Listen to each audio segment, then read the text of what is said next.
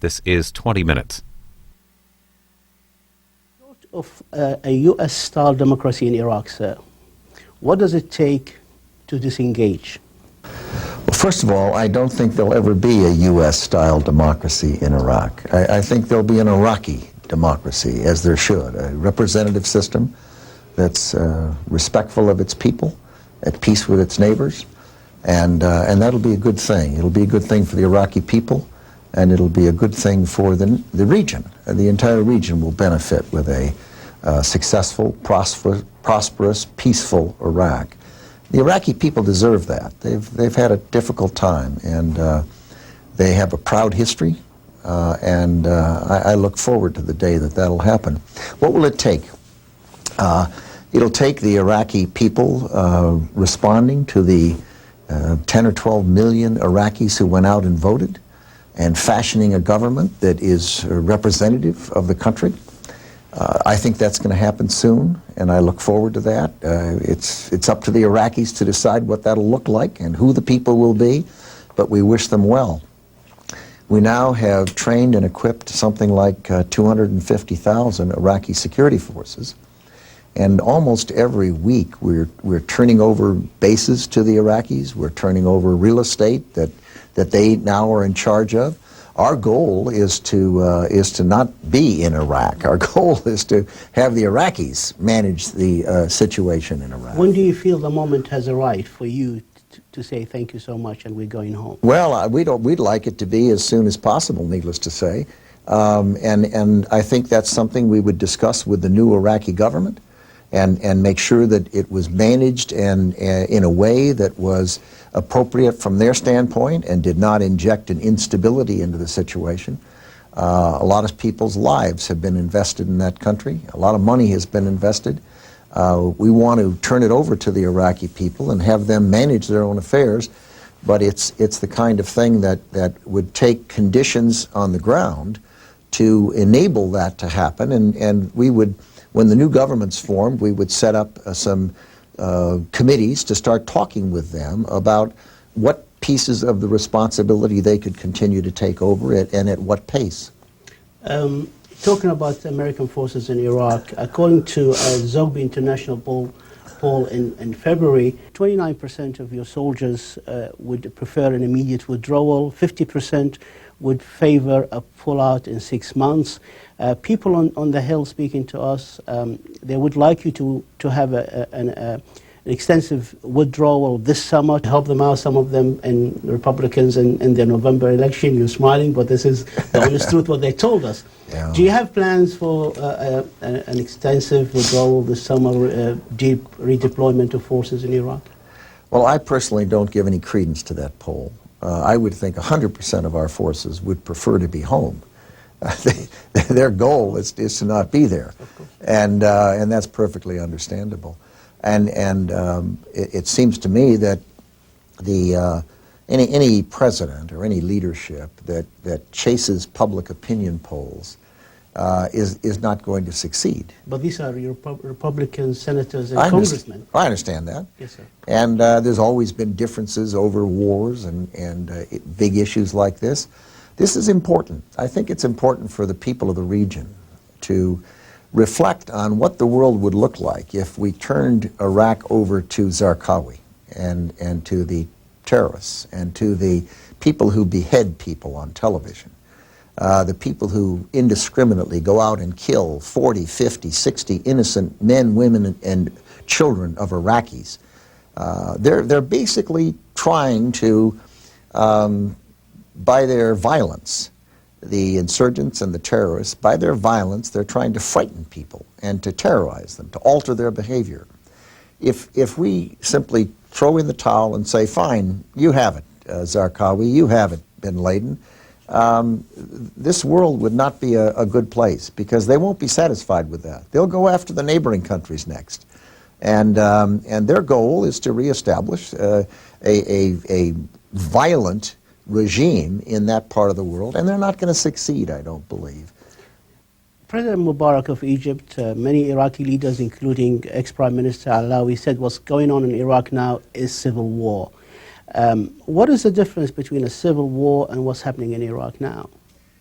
Well, if you go to civil wars historically and look at them in different countries around the globe, they have existed in time. There have been civil. We've had one in the United States that was a violent one, lasted many years.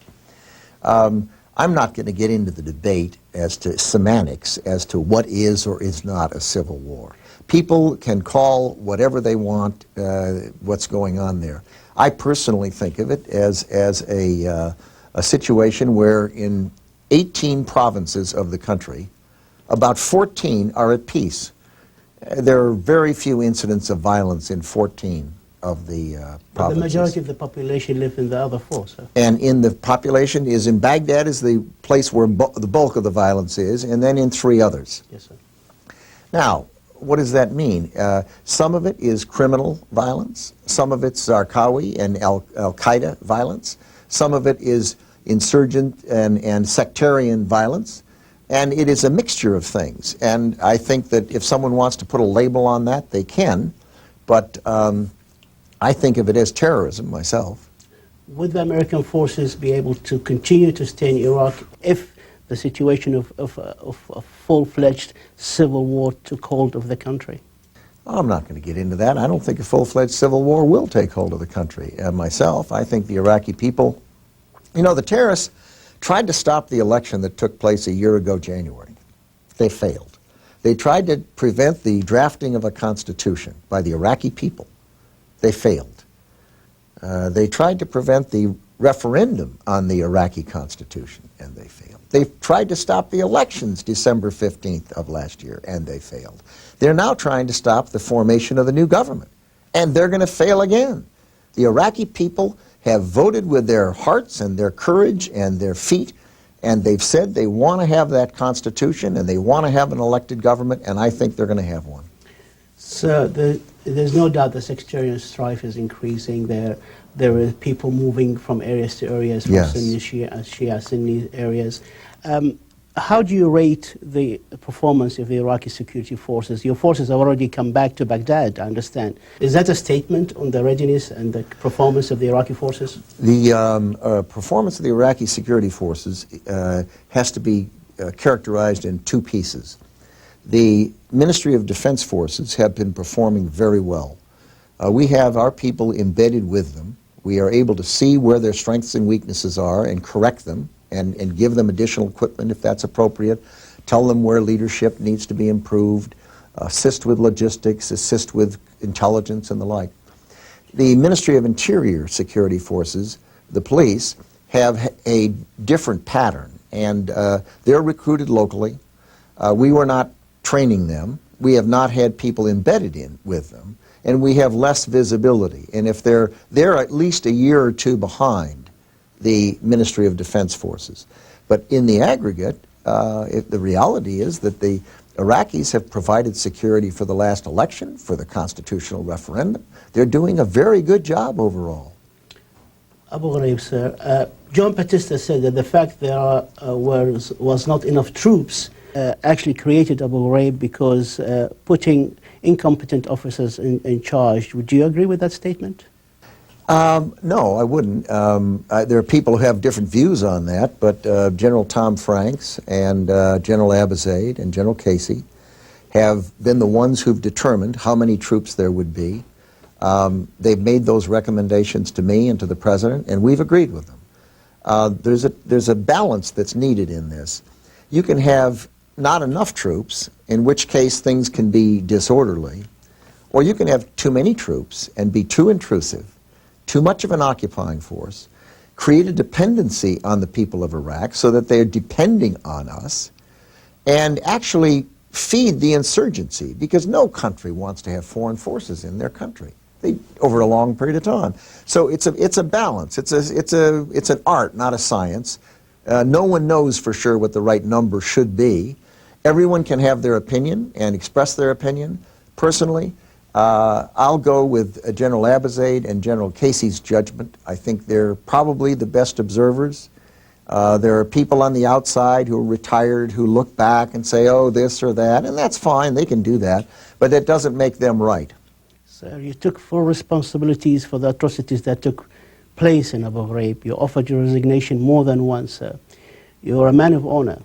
Would you take this opportunity to apologize for the Iraqi people for what took place in Abu Ghraib?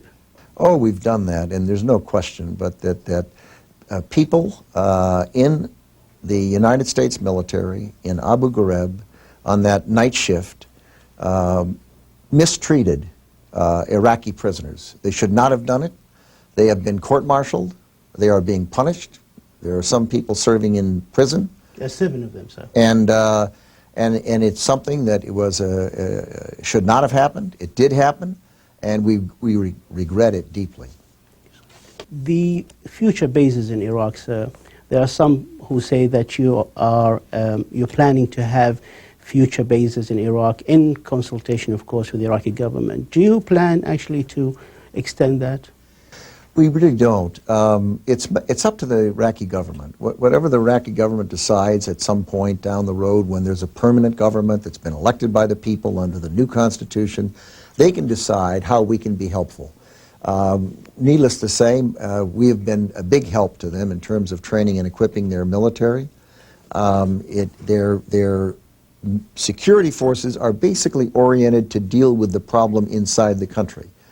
And we have not gotten into any discussions with them about the future at all, and it would be the kind of thing that would be down the road if they come to us and say they'd like to talk about that. And you would be accommodating? We would be happy. I don't know that. We'd be happy to talk to them. I don't know if we'd be accommodating to what they want, but certainly it's their country and they're a sovereign nation, and they're going to have to decide what they want, and we wish them well.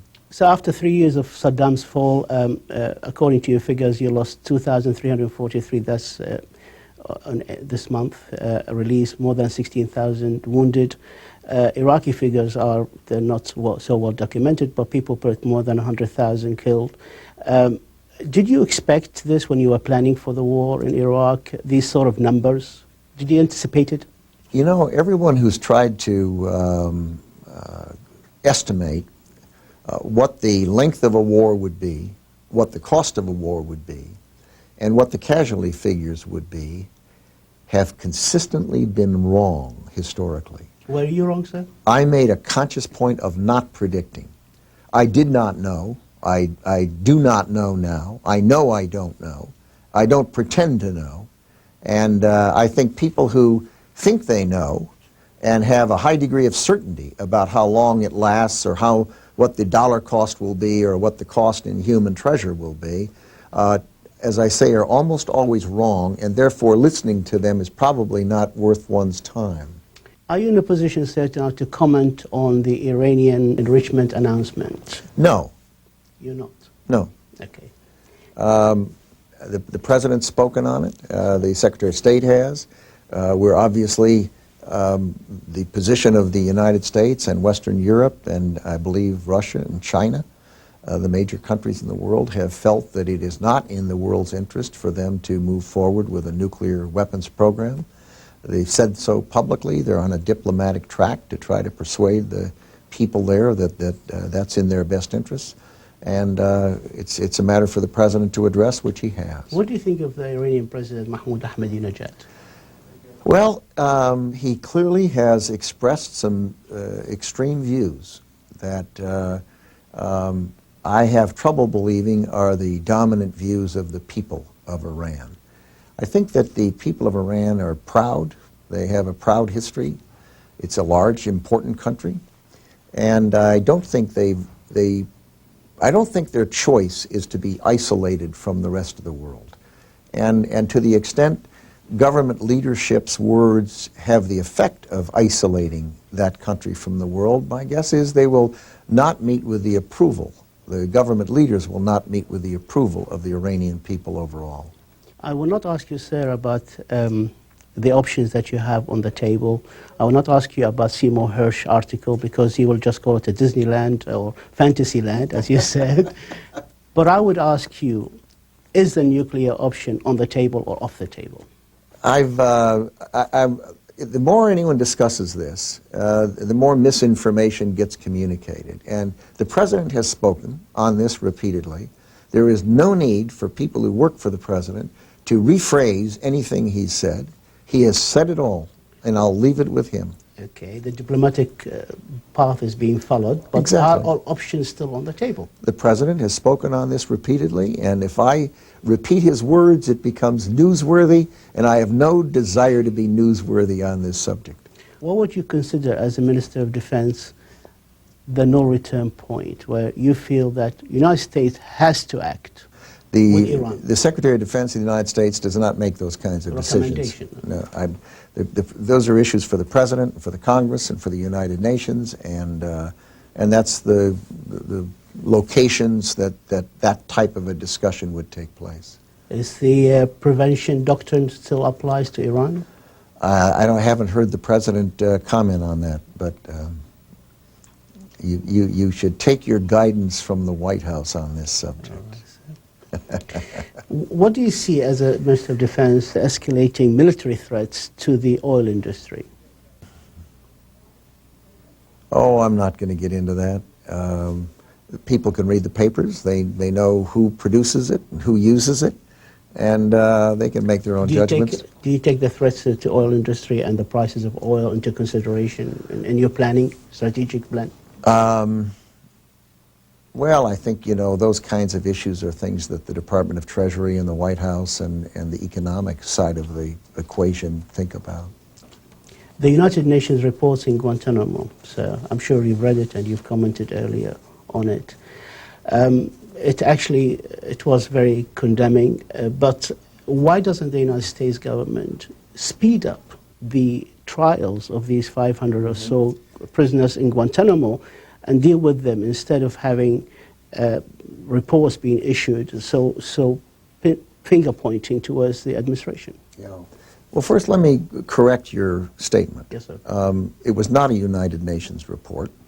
It was a couple of people from the United Nations who did not even go down there.